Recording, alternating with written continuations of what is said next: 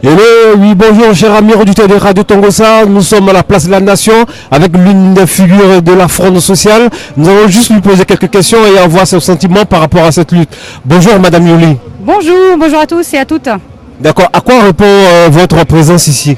Alors moi je suis fonctionnaire des finances publiques et c'est une journée très importante parce que c'est l'occasion pour les fonctionnaires de rappeler la casse du service public avec des suppressions de postes massifs qui empêchent de faire un bon service public et en même temps de rappeler aussi qu'on s'oppose à la loi travail XXL qui casse le droit social d'une manière générale. Mais d'accord, mais quels sont les points focaux qui vous amènent vraiment à manifester quand on sait que le gouvernement a fait en tout cas des efforts pour pouvoir satisfaire la demande des fonctionnaires? Alors justement, en fait, le gouvernement a fait des promesses qu'il ne tient pas et il les a complètement déviées en donnant de fausses compensations. Reste qu'il veut toujours supprimer 120 000 postes alors que la plupart des postes, par exemple, aux finances publiques sont à l'agonie. Nous étions 21, maintenant nous sommes 13 au bout de 2 ans avec les mêmes missions. C'est impossible d'assurer un bon service public en étant 13 au lieu de 21 en 2 ans avec les mêmes missions sans qu'on nous ait enlevé des missions. Alors que déjà à l'époque on était 21.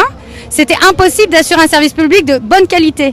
Donc le problème, c'est que même si le gouvernement fait des promesses, assure qu'il nous écoute, etc., ce n'est pas vrai. Sinon, on ne serait pas en souffrance dans les services publics. Et le service public ne serait pas en dégradation de service. Actuellement, pour ma part, je ne peux pas répondre dans les délais légaux aux contribuables, ce qui n'est pas normal.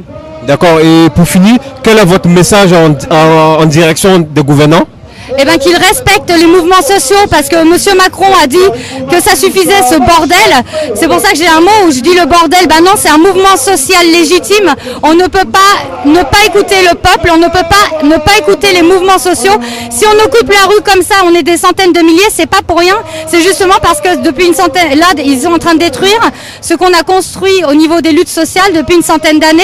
Et maintenant, on veut qu'on soit corvéable à merci et on perd le sens même du travailler ensemble et dans le bien-être. Maintenant, ils veulent de la rentabilité, ils nous harcèlent à coups de statistiques et on oublie tout simplement la qualité du service public. Ok, merci bien Madame Yuli, et ça a vraiment été un plaisir pour nous de vous interviewer.